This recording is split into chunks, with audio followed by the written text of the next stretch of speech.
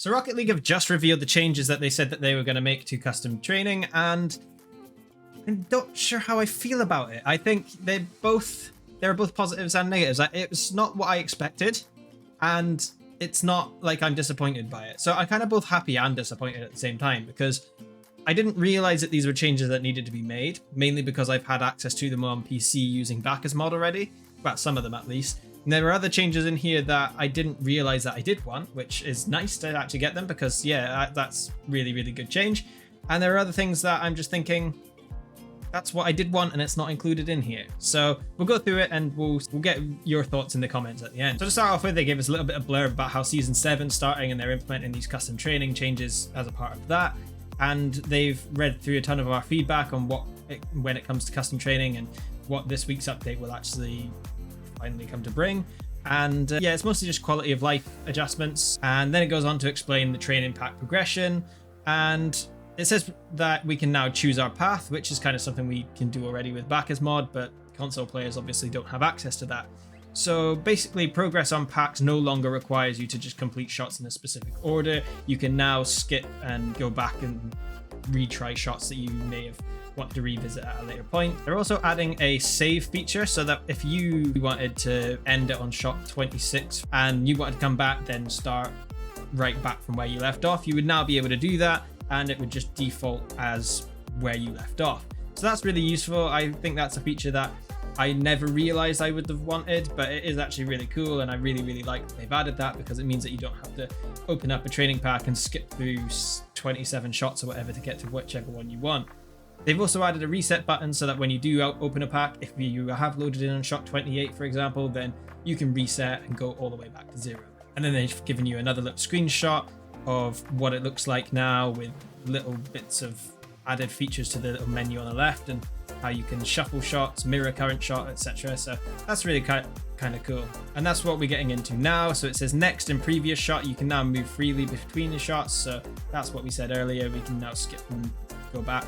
And then it says select shot, and what you can do now is you can just press and hold a button, which will bring up a new drop down menu, and that allows you to freely pick whichever shot in the pack you want to practice. So say you had a training pack and you had a favorite shot in there, say it was like shot 47 of a 50 shot training pack, you can now just scroll down to shot 47 and you can pick that one and go straight to it, which is really, really cool. I really, really like that feature as well. There's another one which is shuffle shots, which is a feature that is in Bacchus mod already, but obviously console players don't have access to that. And that means you can basically just do a shuffle and randomize the shot order, which is really, really cool. Then there's shot mirroring, which is another feature we've got in Bacchus mod, where you can just set up a shot and you can have the same shot come in from the other side. So say it was like a shot that was bouncing off the backboard coming in with a ball from the left, you could just mirror the shot and it would come in from the right instead, which is really, really good. I really, really like that feature of Bacchus mod, and I used it quite a lot. And then we get to see the menu and interface changes. So it says in the custom training menu, there is a new history tab, which is added next to the created tab. So they've added the functionality for the history tab to be turned on in the background for some time now.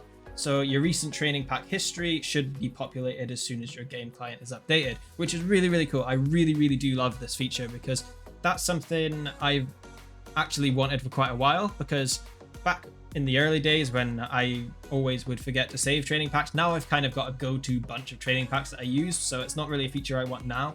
But back in the day, I would quite often play a training pack, think, oh, that was really good, and then once I've exited out of it, I couldn't find it again, and then I forgot where it was. So it's really cool that you can actually go back and pick your favorite training packs again. And then of course they've given us a little bit of a reminder that, of course, with the new functionality, they put in some new controls. So if you want to change up the binds for your shuffle shots, mirroring and resetting shots, etc., you can do that in the view change bindings section. And I think that's actually been a feature for quite a while, because I have seen the next shot controller bind in that menu for quite a while. Overall, it is quite a good change. I really like these quality of life features. I think they've been a really big hit in Bacchus mod, and I think the couple of them that aren't in Bacchus mod, like the shot selector one and the saving of progress of training packs, I think those are really, really, really good features, and I'm really, really happy with that.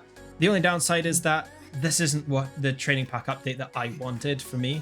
I wanted to see some changes which were going to add obstacles in, maybe some like blocks that you had to dribble around, for example, and like a goal blocker, so you had to hit it into a specific target on the goal. Maybe some cones or something to dribble around. Just things like that, which I thought would make a massive, massive improvement to Rocket League. Even if it was like you had to like circle around a wall to then hit the shot. Those are the kind of things that I want to see in Rocket League, but you never know. That's probably a feature that they're looking at for the Unreal Engine 5 version anyway. Hopefully it is, and we'll see it in the future. But regardless, this is a good update, and I'm quite happy with it. I just wish they had done a little bit more. But what are your thoughts? Are you happy with this training pack update, particularly those on console? I think this is going to be huge for you anyway. And yeah, let me know what your thoughts are. Do you agree with me? Are you a little bit disappointed as well as happy? Or are you just flat out disappointed?